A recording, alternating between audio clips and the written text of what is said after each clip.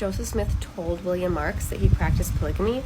Well, you mean he told him that he was deceived, so let's look into that. 3 weeks before his death, Joseph Smith met Brother Marks in the street and told him, "We are a ruined people. This doctrine of polygamy or spiritual wife system that has been taught and practiced among us will prove our destruction and overthrow. I have been deceived." Who is overthrowing who if Joseph is the one teaching it? Why would he say overthrow? He, of course, again says that it is wrong and that it needs to be put down, just like he had been doing for years, but especially the last few months before this, when they went around preaching to thousands of Relief Society members a speech called The Voice of Innocence. And it continues, "Brother Marks, you have not received this doctrine, and how glad I am. I want you to go to the High Council, and I will have charges preferred against all who practice this doctrine, and I want you to try them by the laws of the church and cut them off."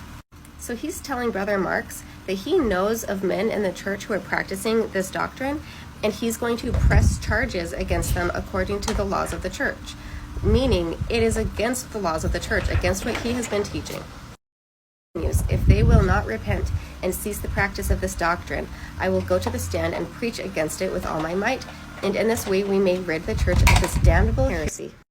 Now you might think that this here says hearsay, but in fact it says heresy. A heresy is a teaching that goes against the orthodox doctrine of a religion. So here we have Joseph telling Brother Marks that he's going to press charges against the men practicing polygamy because it's a damnable heresy. It goes against the teachings of his church, and the laws of the church condemn it. But it doesn't end there, because it says that they were putting a plan in place to be able to press charges against these men in the church. But before that plan could go into effect, the mob was gathering, and they had to change their attention to that. This confusion was clarified in 1860 when Edmund Briggs interviewed William Marks. He asked him, "Did you, when you had that conversation with Brother Joseph, think that he had been in any way mixed up in polygamy or had favored it?"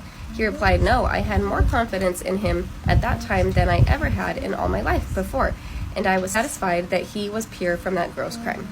Continues, "I had been troubled over the condition of the church for some time and had been fearful that Joseph did not bring the pressure against some men in the church that he should have done. But I thought that he had been deceived in some of the men and elders of the church and had too much confidence in some of them." And you just have to think, if this really was a confession, he realized everything was wrong 3 weeks before he died, the mobs were coming, he would not have gone to his death still saying, "I have been faithful my whole life." He would be so repentant and telling everyone and all the mobs coming, "You're right, I was wrong, I'm sorry, everyone should stop doing this, I was wrong." But instead, he cracked down on the fact that the men practicing it were the deceivers, that they were practicing it, and it was against the laws of the church.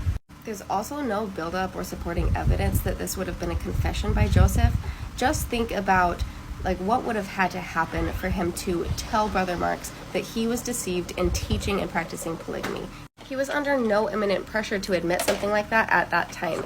Just think of a prophet like Warren Jeffs.